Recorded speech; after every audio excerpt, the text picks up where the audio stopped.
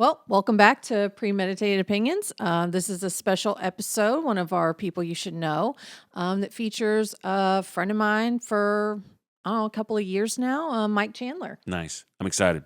I know this is a really good episode. It's very nerdy. Oh, God. Very nerdy. He is my people. Yeah, Mike and I became friends at work. We instantly realized that we bonded over a lot of core values, like how teams should be run, the importance of psychological safety at work, and how we really shouldn't get as attached to our coworkers as we do.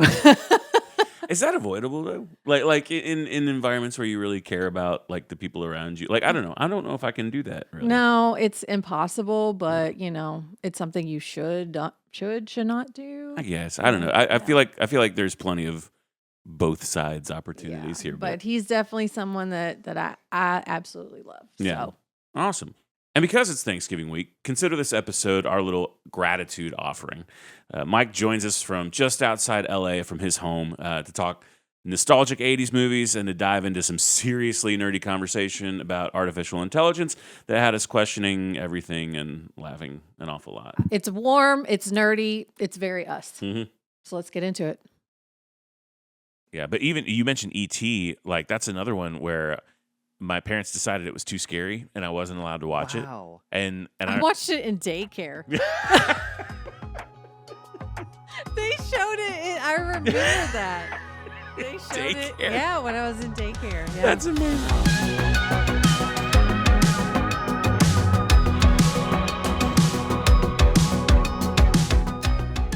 You're listening to Premeditated Opinions because, yes, we thought about it and then we said it anyway. I'm Pamela. And I'm Josh, and we are two people who somehow share a brain and decided to weaponize our brains with microphones. Each week, we unpack anything, from politics and religion to carpool dread and everything in between. You know, it would really help us a lot if you followed us on Instagram and YouTube. Giving us a like and a follow is probably the best thing your thumbs will do today. We are not experts. We are just way too confident in our own opinions. With all that being said, let's get started. Well, welcome back to another episode of Premeditated Opinions. We are thrilled to be back in your ear holes, and we have something we're pretty excited about this afternoon. We've got the great Mike Chandler joining us, which is a longtime friend and colleague of Pamela's, and somebody who I've been hearing an awful lot about forever. Sorry, Mike. So I'm thrilled actually just to get to hang out a little bit and get to know him right alongside all of you. Oh, one thing I did want to call out before we get too far into this is for anyone who's actually watching on YouTube, you'll notice there's a few aesthetic differences than usual. So for starters, we are hanging out in Pamela's dining room. I'm sorry. No, don't be sorry. No, we don't have a beautiful painting. We have windows to a fence, which is so much better. So we've got a little bit of an aesthetic change, and Mike is actually joining us remotely. So you're seeing the back of a laptop, or you're seeing Mike's remote feed. So where are you actually joining us from right now? Yeah. I live outside of right outside of Los Angeles County in a city called Simi Valley.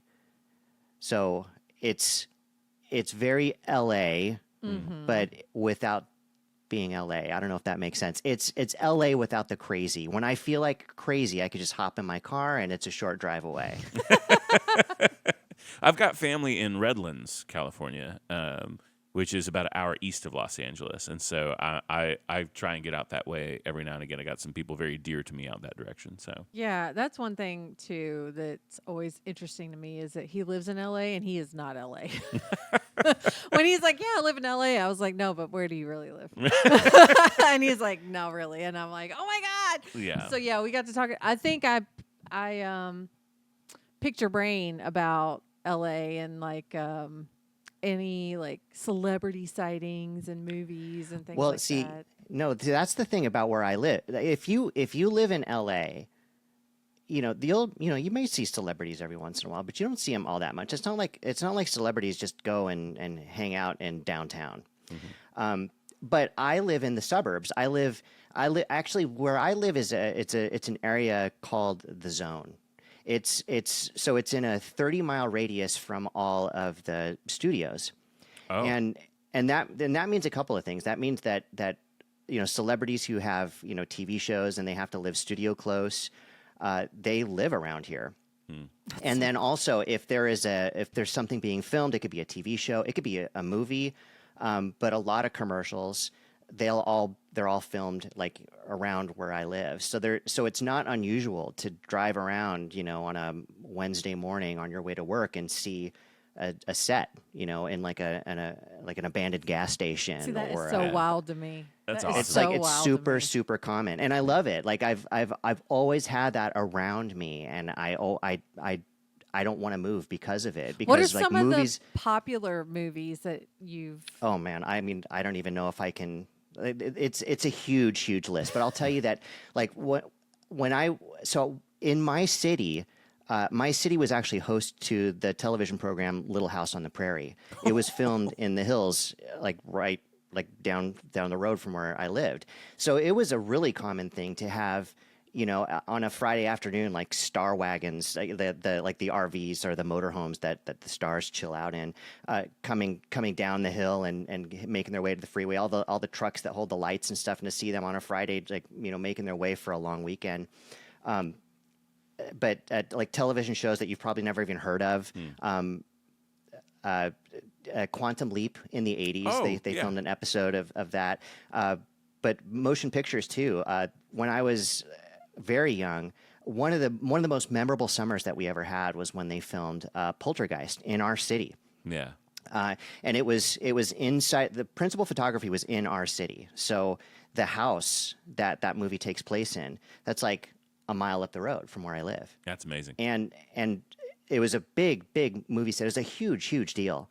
And I was pretty young when that was going on, and all the neighborhood kids were like, "Oh, we got to go! They're filming a movie. We got to go!" And everyone's getting on their bikes and they're cruising down to this house. I'm like, "I can't go. I'm too young, and I got to cross this major intersection." And I couldn't go. So Aw. I'd listen to the kids come back and talk about it, and then the dads in the area where they would all go down and they'd talk about it, and it was being filmed at the same time as E.T., which was also filmed close to where we live. Oh, that's so- classic. Elliot's house was not filmed close to me because it had to back up to hills so that they could make sense of ET being back there. But the neighborhood and like the under construction neighborhood and the park where all the kids are riding their bikes to try to get away from the feds, that's all around where we live or nearby where we live. Like the park where they all end up. Like cool. That's so cool. it's still known as E.T. Park. No, I love stuff like that. And those two films were being done at the same time. They were both. One of them was directed by Spielberg. That was E.T.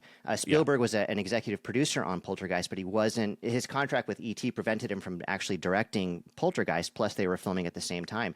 But he would come out to our city and he'd hang out on the set. And I mean, at the time, I had no idea who he was. But other people were super excited because he had done Jaws and Close Encounters of the Third Kind, and they were just like beside themselves with excitement that this guy was out here filming a movie in our neighborhoods. Yeah. That's so cool. But it's funny because you watch these movies and you get into them as they're playing out on the screen, but then you watch them again, Yeah. having seen them for the first time, and you kind of zero in on where they're filming. Terminator 2 is one of my favorite movies. Great movie. I love it. Great. It's got great that James scene at the Cameron, beginning where T-1000 is chasing John Connor he's found him at the mall, and then he gives him chase, and that takes place. The inside takes place in one mall. That's very common. One mall that we all used to go to, right? And then when he jumps into the parking lot and heads out to the street, that's a totally different mall, right? It's like many miles away. Totally different mall. And he's running down the street, and you see John Connor. He gets on his motorbike, and he goes into this like private parking lot, Yep. and that private parking lot is the place where my dad used to work. Oh, And wow. once he gets That's into that wild. private parking lot, they cut, and it looks like he's like going into this other area of the neighborhood where he wasn't there at all. Like they've actually cut, and they've moved him back like 2.5 miles. And then the whole scene where T-1000 is chasing John Connor in the LA River, right, in the reservoir. Oh, yeah. That you see the truck go crashing down, and that's like a really known intersection in the area. And to see like a truck crashing through those bricks, you're like, whoa, they had to fix that.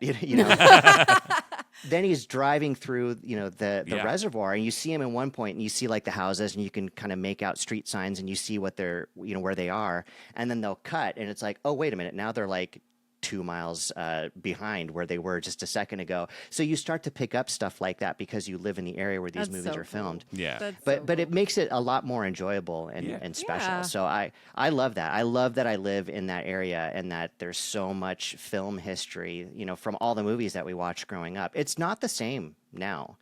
Now there's all these incentives to get people to film elsewhere, Yeah. outside the country or outside the state. But before, when it was all, really centralized, especially in the 80s and 90s, I mean, everything was filmed out here and you recognized practically everything in all these movies. It was great. I loved it. That's Yeah. cool. We've actually Yeah. seen quite a bit of a boom in filming, even in the North Texas area. There's a massive film studio going in, actually not that far from where we're sitting right now.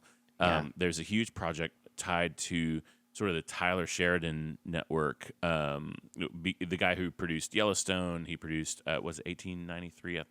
I might be saying that title wrong, so forgive me if I am. But he also did a show called Landman starring Billy Bob Thornton. All those filmed in Fort Worth, which is basically where we're sitting. And so there's been a lot of attention in this part of the country in the film scene. And I love it just because it brings some great commerce here for my colleagues who are in the industry and can, provide a lot of the support services that are required when you're bringing that kind of work here. Yeah. But there's pros and cons. I mean, Southern California still, I think people's perspective of it is a hub for that sort of creative medium. And at the same time, you're absolutely right. There's a lot of attention being put in other parts of the country, Even Georgia. Louisville. Yeah. Louisville, we had they had just wrapped a couple of years ago a movie, like a horror film with Nicolas Cage, Oh, yeah. Orlando Bloom, and Katy Perry were there filming. He had filmed Elizabethtown in Oh. Elizabethtown, Kentucky. Yeah.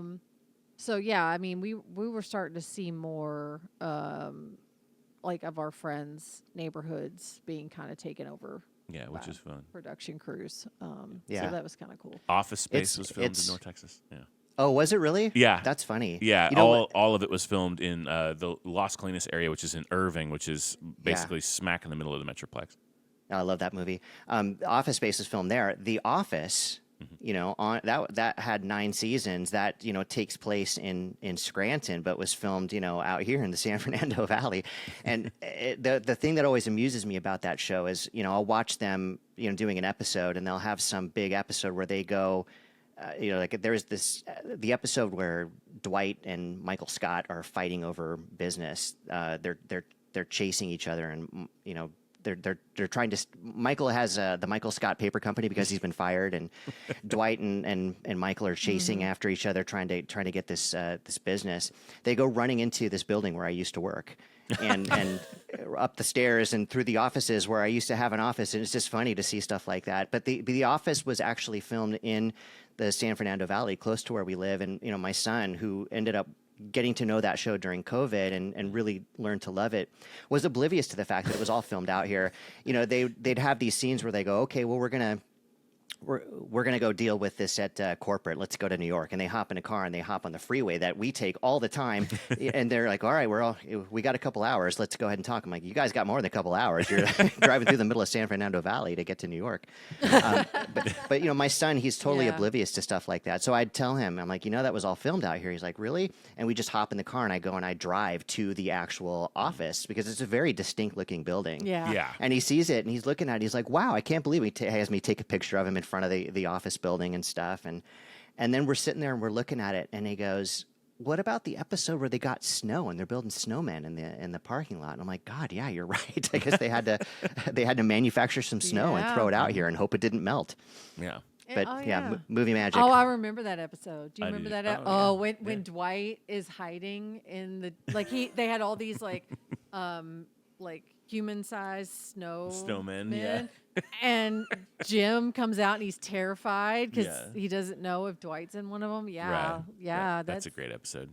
No, Yeah. that's so cool. I love that. I love when you tell stories about this like production and movies and stuff going on out there. Yeah, That's it so is. cool. It's fun. It's not the same. Like it was a big deal in the 80s and 90s, but yeah, like we were saying, they sort of spread things out as far as film locations are concerned.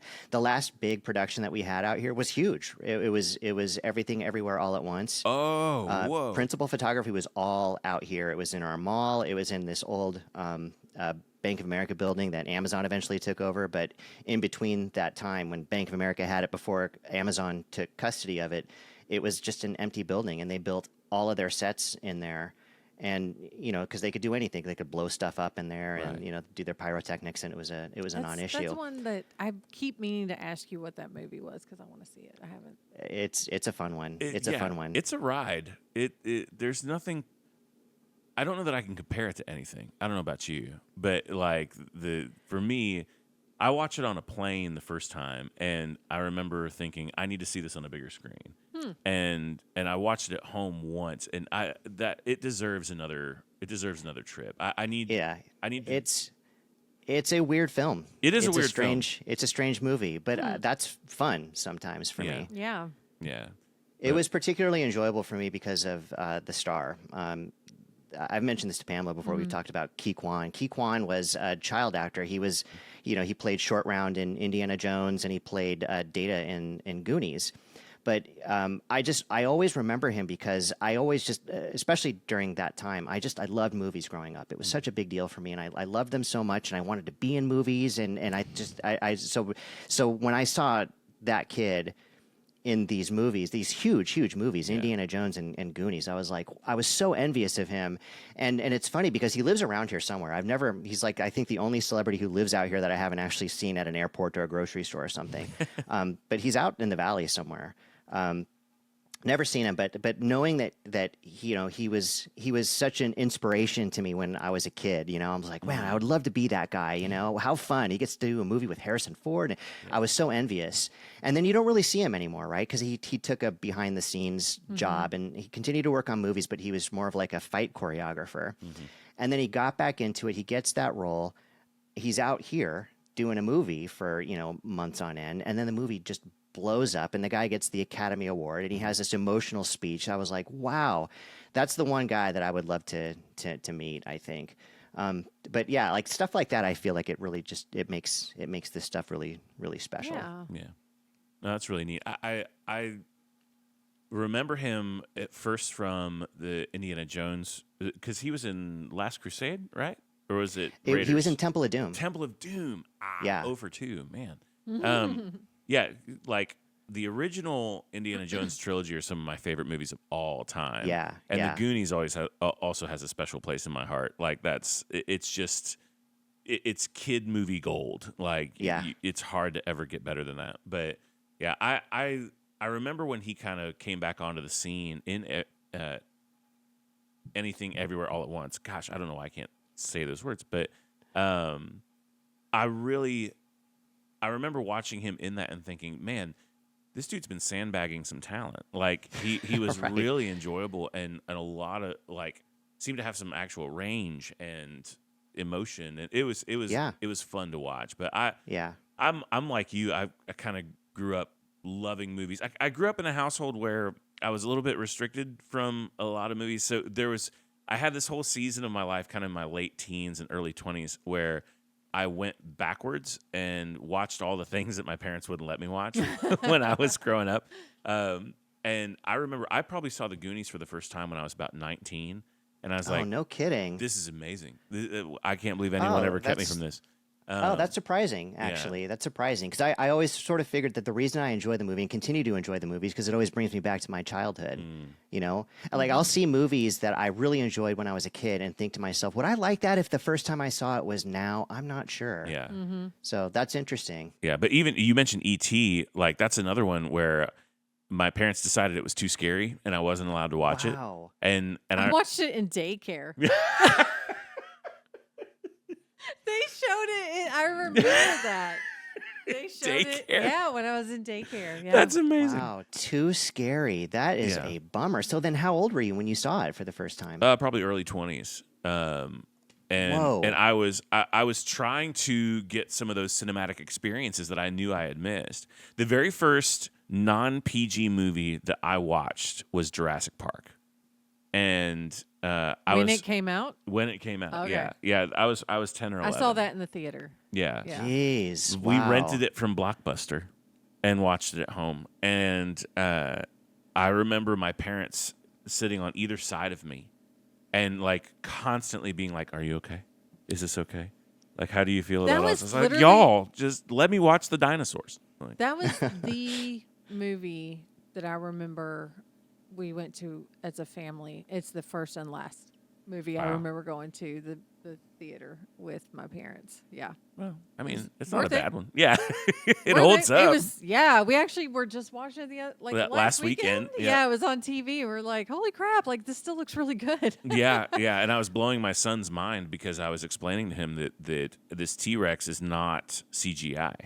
Like, this is all animatronic. And, the reason why it looks so good and holds up so well is because it's real puppeteering. Like, it's just a massive beast that they manufactured. And, I love that movie and could riff for days about how I think it was formative for a lot of what came after it. And now they've just lost their way with the Jurassic World series, and it's fine. But After Yeah. Lost World or yeah. whatever, the most, I did like the one with Bryce.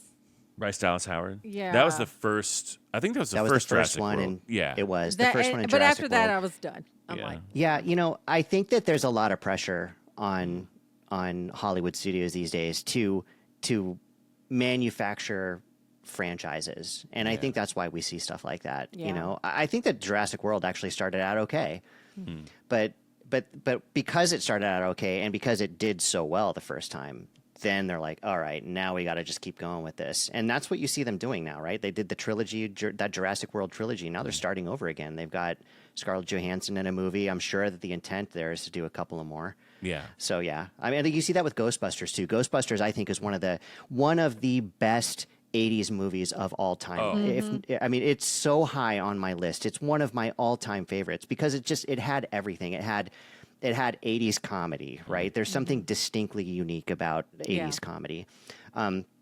But it also had like the filmmakers, the people who actually came up with Ghostbusters. So Dan Aykroyd, right? And they were so into the material that they wrote a great script. Right. And so the script is good, like the story, like the spooky story is really good. The comedy is really good. That's such a great movie.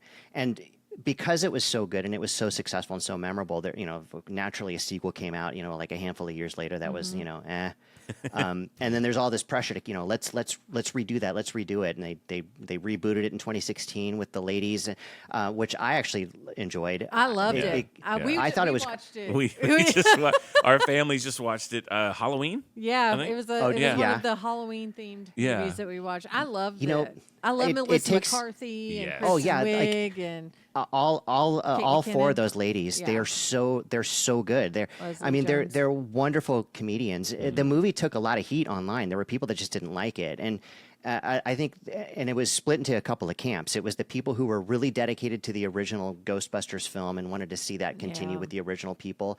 But then there's also that whole element of, hey, quit trying to redo these movies with all ladies. Stop it. Like there's a whole segment of people that just have an issue with that, which is unfortunate because all four of those ladies are some of the best comedians. and- absolutely. Yeah, I mean, there's- that was the best cast Yeah. to Oh, redo 100%. that, and Yeah. like yeah. I loved it. And didn't they had throwbacks Yeah. to yeah. the Oh, to yeah. the Oh, OG, like Of course, yeah. and it yeah, was- they did. They don't have to be great anymore. They just have to be profitable, right? Right. And that's what you're seeing is you're seeing people taking these really great films and then turning them into franchises, finding a way to make these movies to where they're not super expensive and they can crank out a handful of them without, breaking the bank. There's a lot less pressure on them to make that, $1 billion payday like all those Marvel movies have to make, right? Right. And then they've got themselves a really inexpensive franchise. Yeah. So yeah. Yeah. it works in some cases. It doesn't in others. It just is what it is. I think it kind of what we're talking about here is a lot of the way just the artistic medium of filmmaking has shifted too, and like so many things artistic,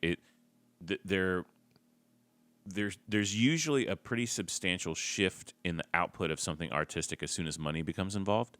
As Yeah. soon as the main goal is to be profitable instead of to just make something that's great art, it fundamentally shifts some of the processes and intent of just the artistic process. And for somebody like me who I've never really tried to be super involved in the TV and film world professionally. Like I have a lot of those skills, but it's so saturated. There's not a lot of money in it. You know, even with my experience, I'd be starting at the bottom. Like I would have to Sure. really climb to try and make any sort of reasonable money. And so it's not really a viable option for me. But like when I think about the stuff that I would be interested in making, it's not anything that people are very interested in anymore. Like, you know, I could rattle off, you know, a half a dozen indie films that were made for less than $500,000 that I think are great movies that most people haven't heard of, but they were done with such an artistic purity that I think is largely gone. And that's a bummer because there were some really incredible movies made for less than $10 million because studios weren't to the point yet where they were trying to only get a massive ROI. They were just trying to create things that people were going to enjoy. Like I heard, I was listening to Matt Damon talk on some sort of interview podcast. Matt Damon. I was listening to him talk I on hope a people podcast. get that joke. Yeah, like literally 4% of our audience will, and it's fine. But I was listening to him talk, and the interviewer was asking him about some of his favorite films to make, and one of the films he brought up is one of my favorite movies of all time, and it's Good Will Hunting. And, I mean, just incredible from top to bottom. And he was talking 100%. about how wonderful it was to work with Robin Williams and all of that. But more than that, he started talking about how Good Will Hunting as a film would never be made today because it was not necessarily like this huge blockbuster event. It was actually made for like less than $50 million. In fact, I think it was a lot less. Yeah. And his whole point was studios just aren't as interested in that kind of content anymore. It's a lot harder to motivate. Oh, it absolutely, especially now, right? I mean, with the whole drive for franchises and you know, they want the big bucks. I understand. Money drives things, right? I get it. But even Good Will Hunting, it's a great example. That one was very difficult to push across the finish line as well. They really had to struggle to get that one made. I think the reason it got made actually was because, and I could be wrong here, but I think that Matt Damon and Ben Affleck were connected to Kevin Smith because of his success with, you know, Clerks and the movies that he was doing after Clerks. Like not necessarily Mallrats, that one was pretty rough, but Chasing Amy did really, really well. I think that Kevin Smith sort of leveraged some of his contacts and his influence to get that made. So even back then, they were really reluctant to do something that wasn't going to be like a straight up home run. Which is and it's unfortunate. Right. Well, because I think that those movies, I think movie is art. Like even goofy films that I feel are a form of art. Step Brothers is art, buddy. It's art. Hey, I would agree with you. Like there's plenty of movies that are really sort of off that I would say are art. Like most anything by the Coen brothers, for example. I don't know if you've ever seen The Big Lebowski. That's one of my favorite movies. And it's just out there, but I love it. And Tarantino, everything for sure. Tarantino does is art. Definitely. Tarantino, he's bankable though. I mean, if he's going to put something out, like studios are going to, they're not going to give him any pushback. The guy has proven to make them money. But you know, the weirder movies, the sort of, you know, offbeat films, the more artistic ones, they have a lot more of a struggle to kind of, you know, push their projects across the finish line. And I think that that's what makes the digital revolution so important, and the ability for, you know, people like you to do podcasts and get your stuff out there. I think that self-publishing is going to become very important. We're seeing less seats in movie theaters these days, which is kind of sad. You know, I don't like that. I love the experience of going to a movie theater. I used to work at movie theaters when I, you know, worked part-time when I was a teenager. I loved that. So I hate that experience is at risk, but I think that the digital revolution means that more people can get their stuff out there. You know, there's less of a dependency on the big studios to to greenlight something. So what do you mean by digital revolution? Like what is that? What do you mean by that? Well, I just mean that, I mean, there's a variety of different, I guess, different definitions by digital revolution. But the fact that technology has evolved so much that we are so much more significantly empowered now than we were back then, it really enables us to do a lot of things that we really couldn't do before without having lots of money and lots of people behind us, right? You mean like YouTube or like? I mean, all kinds of things. So when I say digital revolution, it's the way that digital technology or computer technology has evolved to empower us in so many ways. So when we're talking about film, definitely things like YouTube, self-publishing, that sort of thing, right? I mean, you can you can buy a camera that produces, high digital quality for an affordable price. I mean, still pretty expensive, right? But you don't need to spend 5 or 6 figures on a camera to have theater quality imagery. I mean, you can actually go to Best Buy. Use your phone.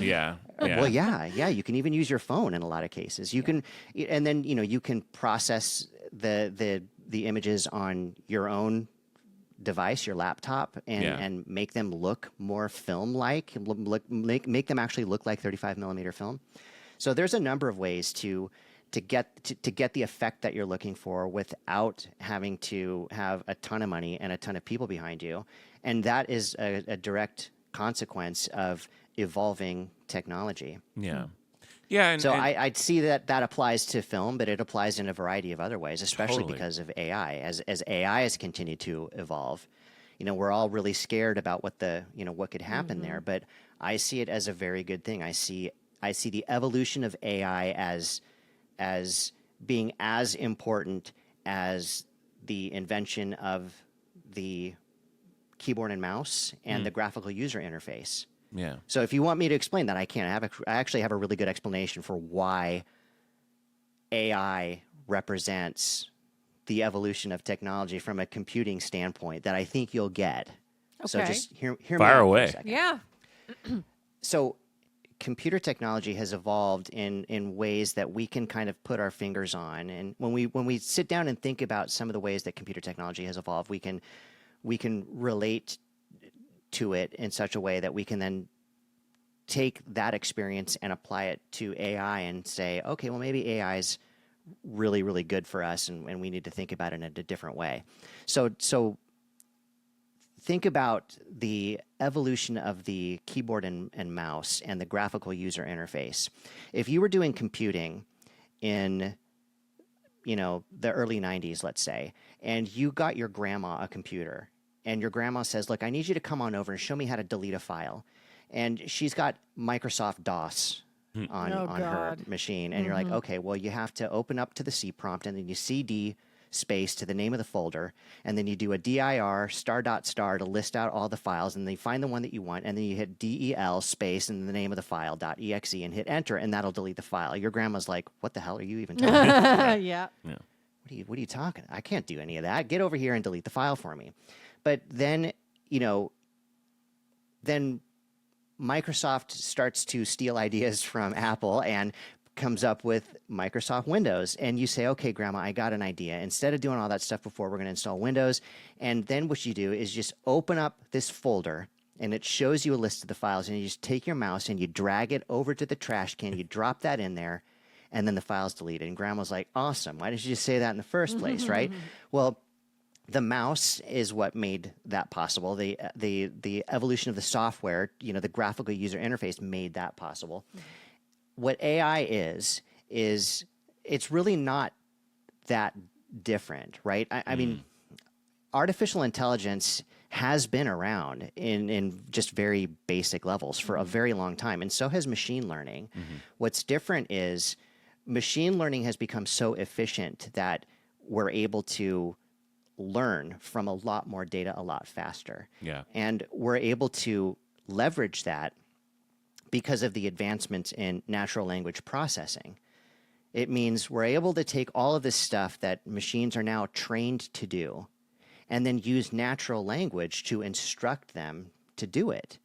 And what that really means is we've massively broadened the scope of who can do things efficiently in computing. And that's a really, really good thing. Yeah.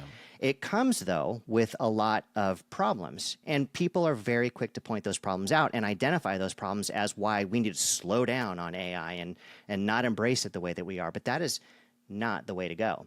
As computer technology has evolved, right, we've seen the internet become this consumer-driven entity, and it's used by a lot more people.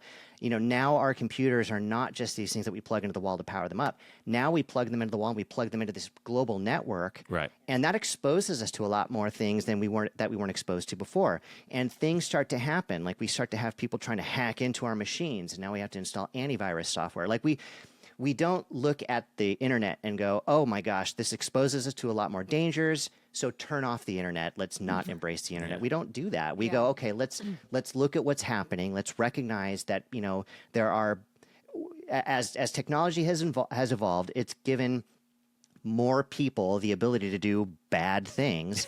Let's identify what those bad things are and create countermeasures and protect us from those bad things, or establish laws to prevent those bad things from happening. I once ran a bulletin board system when I was a kid. So I was 18 years old. I had like 10 incoming telephone lines into my house. I was a really cool kid, as you can hear. and I ran this bulletin board system that was the way to go online before the internet was a thing. And it caught fire with all the nerds in town, and they all would log in and they would have fun and chat. Well, I had this one kid who was a real creep, and I booted him off the board because he was, being nasty or something. I don't even remember. And he didn't like that. So he began to sign up on the board repeatedly, filling out the new user sign up form, using all this, profanity and threats, and he was going to kill me and all this stuff. I called the police. Police show up and they're like, well, we don't know what the hell to do with this. What the hell is that? I mean, back then they had no idea what to do. Right. But now, we know that, threats that are distributed online are threats no matter what, and there are laws against that. We've evolved. As technology has evolved, and we've created these countermeasures and laws to protect us. So right now, as AI evolves, we see AI slop and people, claiming copyright and oh, you can't do that, you can't do this, you can't use my image, and all of those are really legitimate, but it doesn't mean drop AI and not use it. It means continue to embrace AI and continue to push it forward, because it really does empower significantly more people, which is a good thing. Just look at what the bad guys are doing and try to counter that. Counter that with software, counter that with, a variety of different countermeasures, or establish laws to prevent it. I think I always fall back to AI is a tool. It's a tool just like anything else. Like the internet is a tool to get information. That's just how my perspective of AI is. It's a tool to help us do things faster, more efficiently, optimize. I use it all the time, when I write Substack pieces to help me. It's like I have the words, I just can't, there's just certain ways that I want to express or, build emotion in some of my Substack pieces, and it just helps me. I use it as a tool to help me with the thoughts that I have. They're my thoughts. It just helps me build that narrative in a way that I'm looking to, whatever it is that I'm looking to express. It can bring clarity to that. Yeah. It is a tool. But it is also it's a major milestone. It's representative of another major milestone in computing. It's just like the mouse and the graphical user interface enabled grandma to, delete her files when she wanted to, right?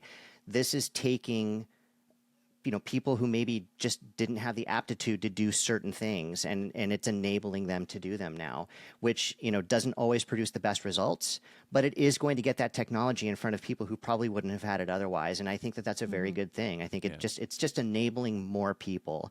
And it's taking the people who already have a really good, solid foundation in computing, and it's enabling them to be significantly more efficient. It's driving measurable efficiency. Significant improvements, really. I program for a living. Right? I write software. And one of the advantages to, generative AI and natural language processing is that I can very easily, without having to code anything, I can stand up agents that can look at the code that I write and adopt my style and my frameworks, and I can have it do some of the remedial work that I don't want to do. Some of the stuff Right. that's like repetitive, and so I'll go, hey, go create this factory over here, and I'll be over here doing this thing, and it'll run and do its thing. It's amazing what you can do. And So- I one of the things that I read recently that I had a cool experience with it just in my own life is that AI in general gives a normal consumer an opportunity to become quite a bit more well versed in like just the way that things work in a way that will help prevent a lot of fraud and dishonesty. And the example that the article gave was if you are somebody that doesn't know anything about cars, but you know your car has a problem, you can ask your AI model of choice, ChatGPT or whatever. You can ask Chat about, hey, I'm experiencing this issue with my car. What are some possible things that could be wrong here? And it gives you some tools to actually bring into the mechanic when it's time to go and have that conversation. I had this exact experience in my own life a handful of months ago.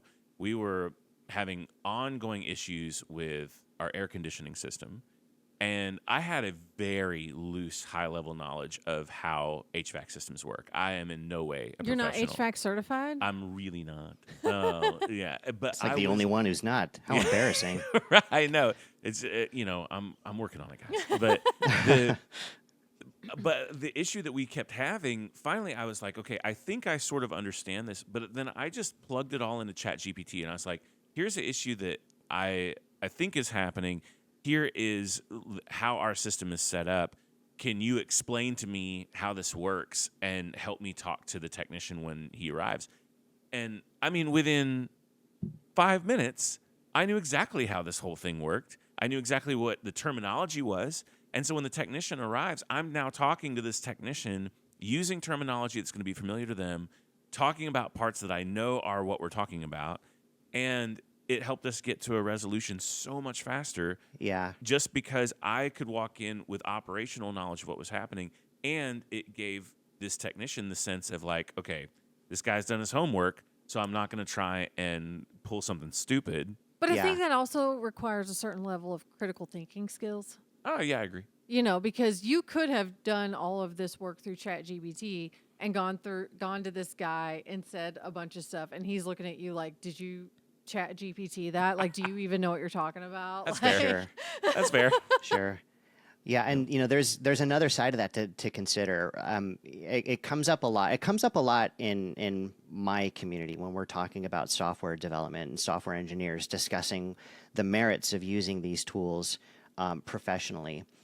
One of the things, AI slop is a thing that can be applied to anything, right? I mean, I think we see that term being used a lot when it comes to video. There's a lot of AI slop video See, that's I'm out not there. familiar with that term. What does that mean?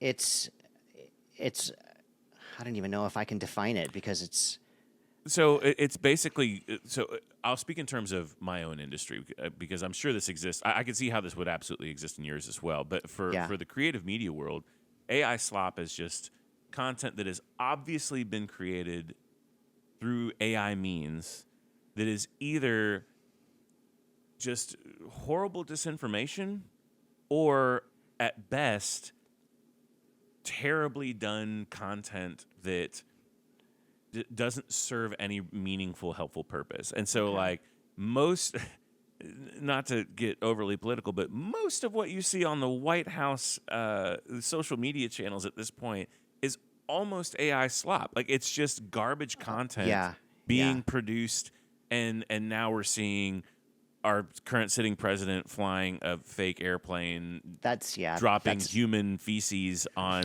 people in parades wearing a crown. Like that's, to me, that's AI slop. Like, that's just garbage media content produced for $0 that is now gaining all this traction in part because of how lousy it is.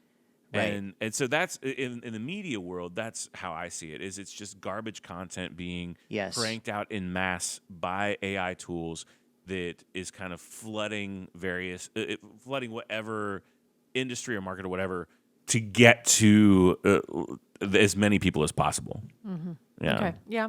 Okay. I can follow that. Yeah, that's a great example too of AI slop. That's a perfect example.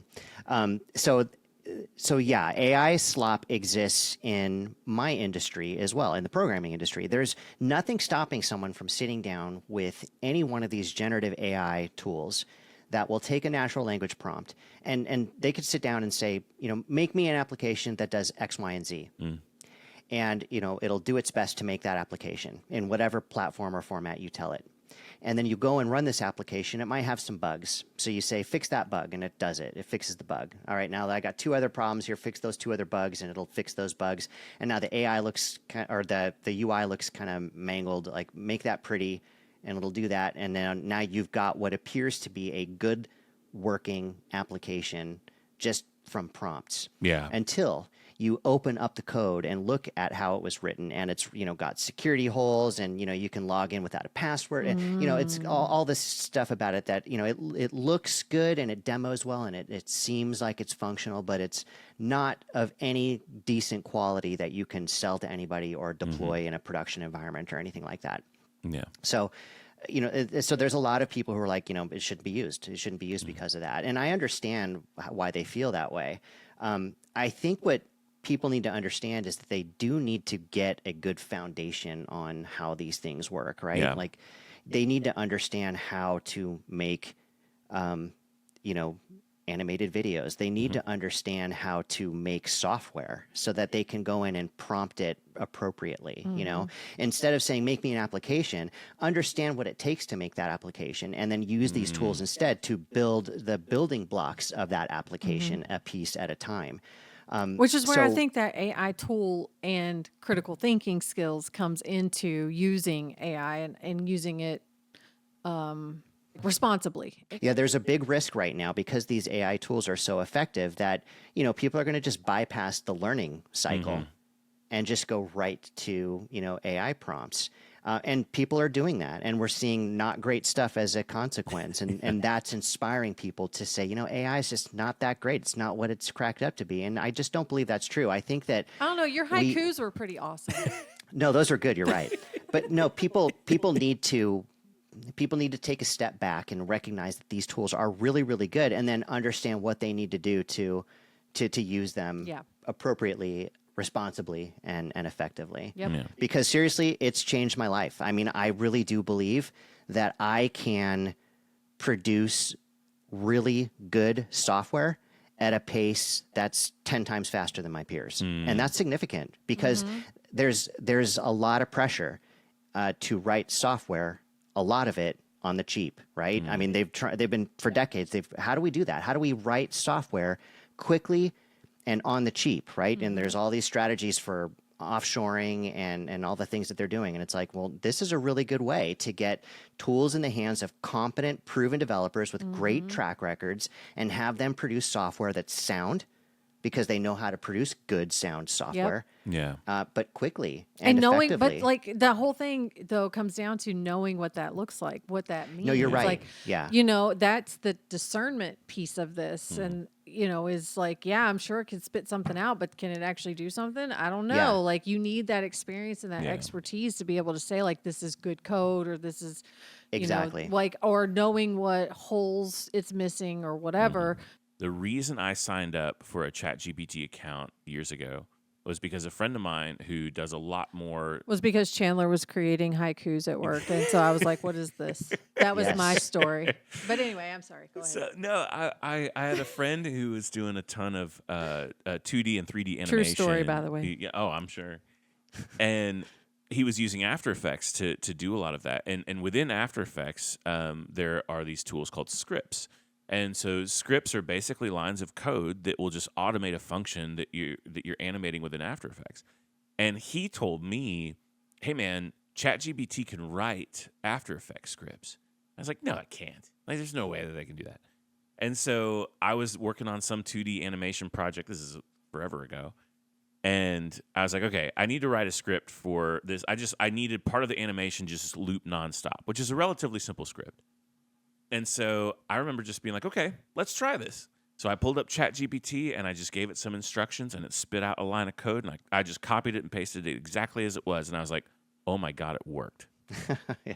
And then I just asked ChatGPT, I was like, what other things within After Effects can you help me with? And it just spit out this whole laundry list of things. A lot of it was scripts and kind of the more coding side of After Effects. And some of it wasn't. And so I remember at that moment going, oh, I get it. I get why this is going to be a good disruptor within a lot of spaces and why people who are already skilled in these environments can leverage this as a tool to do Right. even more. Well, Right. and on the business side, so I'm not a developer, I'm not in the creative space, but like as on the business side of things, it helps me think of all the things that I'm not thinking of. You know, like when I'm running, when I've got a project going on and I'm trying to think of like, what am I not thinking about? I'll ask. As a project manager on a project, like, you know, I'll give some context and it's like, what am I not? And it'll be like, here are your decision points. Here are your action items. Here are your risks and your mitigation steps. Like all of those things. Like that's one thing that I lean heavily on ChatGPT for is, again, a tool to help me do what I'm already doing more efficiently or effectively. I will say that there's a scary point in my industry right now that I don't think is going to be here forever, but it's frustrating in this exact moment. So literally this week, we produced a hybrid event for a client of ours that it was some in-person attendees and then about 1,500 people online who were just streaming on a Microsoft Teams town hall. And this is a major corporation worth an awful lot of money. And I was talking to their director of communications, who is my primary contact. And he told me, yeah, we used AI tools to generate like this backdrop that we had printed. It did all the design for that.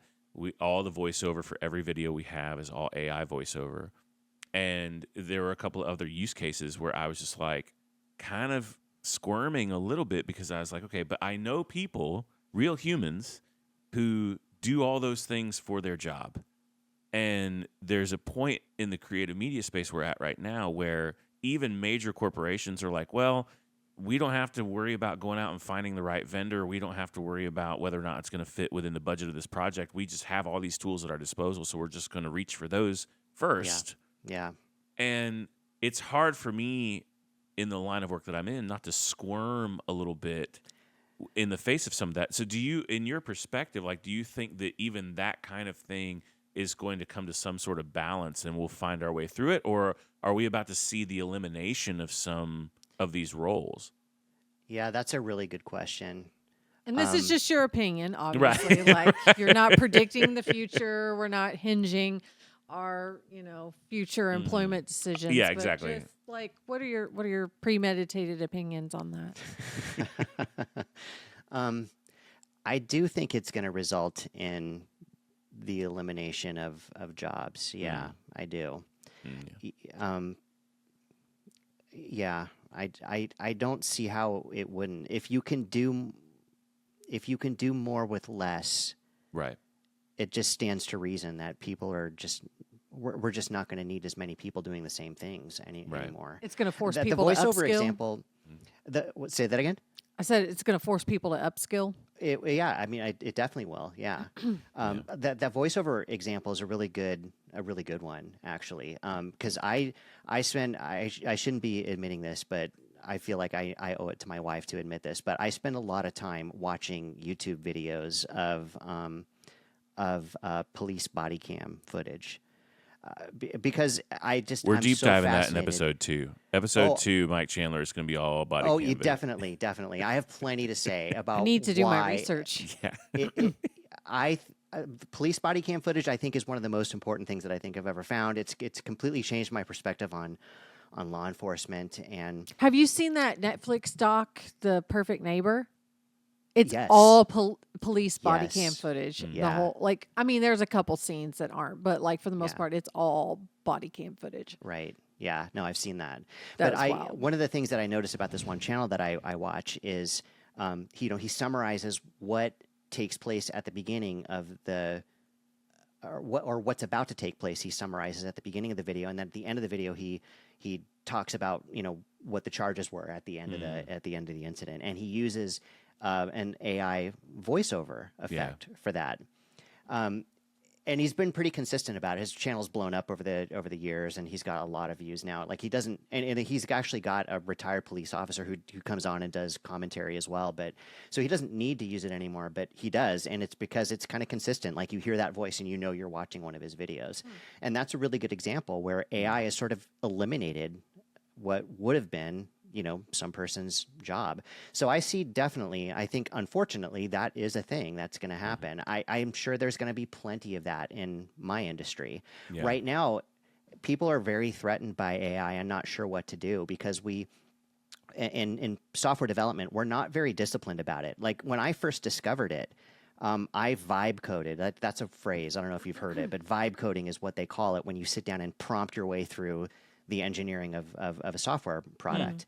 That's cool. Yeah. I sat down and I vibe coded an application, and like I didn't look at the source code at all, right? Deliberately, I'm like, I'm going to see what I can get through, and I vibe coded this application. I put it in front of my friend who is a software engineer, a very talented software engineer. He was like blown away that it worked as well as it did, and he said that that because I was able to prompt it in such a way and safeguard myself against certain security snags and stuff. He said it was a working application, but it was definitely very cluttered. It just wasn't good. Like it's there. So because you can get to that state where you can actually produce a decent enough application, there's still there's a bit of a lack of discipline. So there's, people of the mind of, don't use it. It's going to distract you from, writing good code. And there's other people who are like, look, you really should be a good software engineer before you should even touch this stuff. So there's people are all over the place.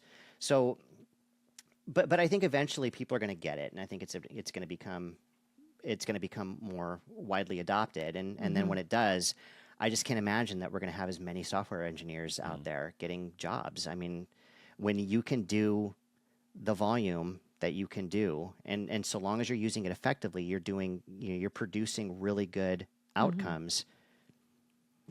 I mean, the only thing that I can think of that would prevent the industry from really cutting back on the number of engineers that they need is if we just need to produce a lot more software than ever. And, maybe.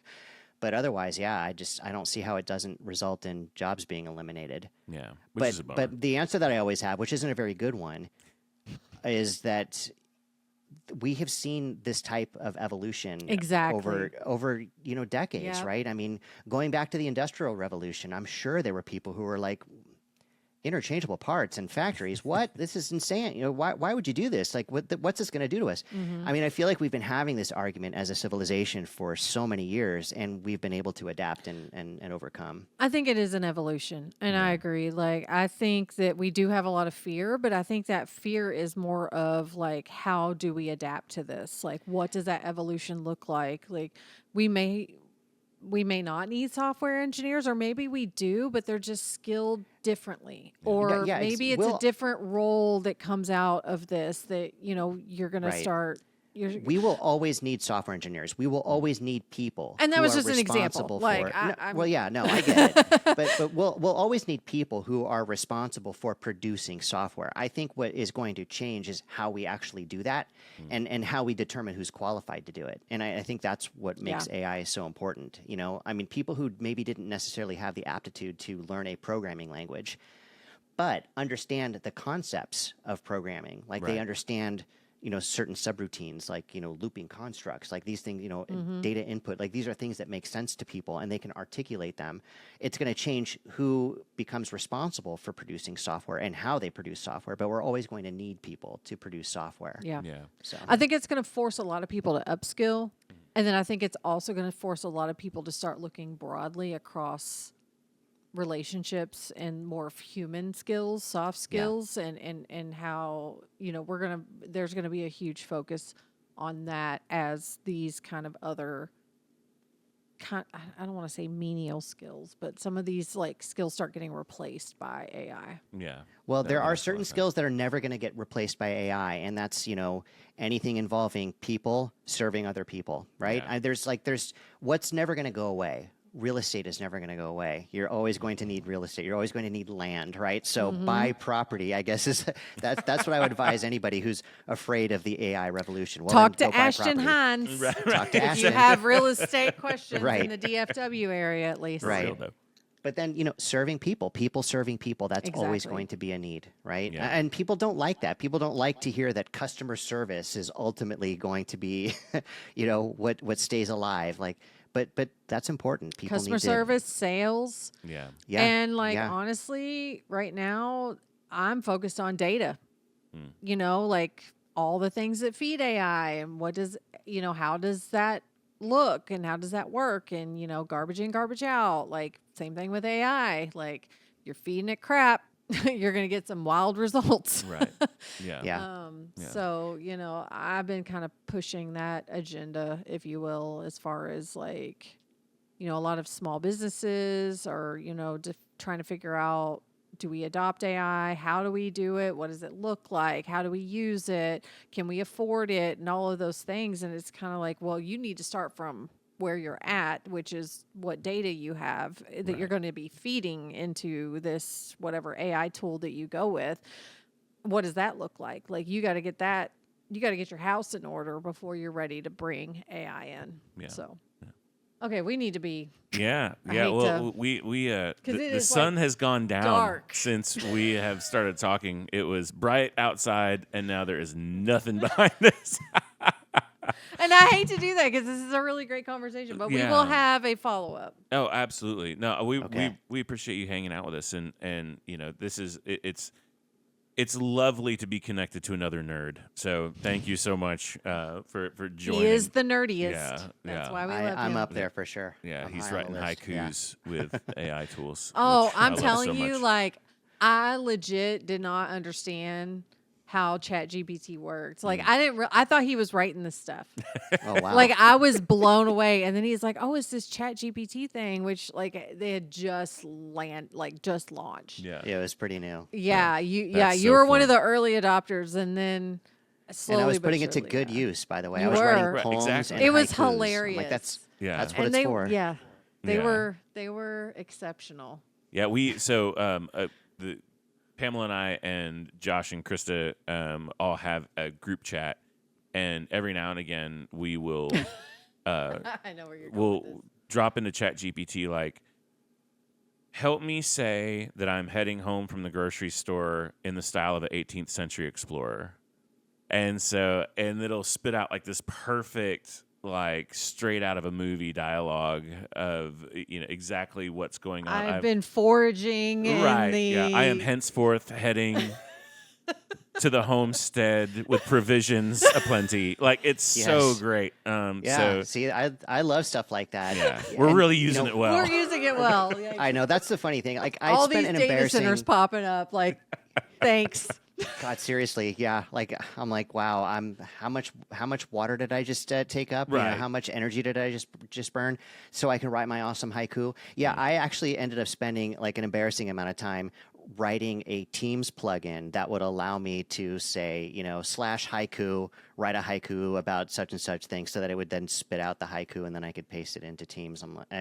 It was like a couple of hours. That's But amazing. to me, That it is was amazing. quite funny and entertaining. So worth the effort.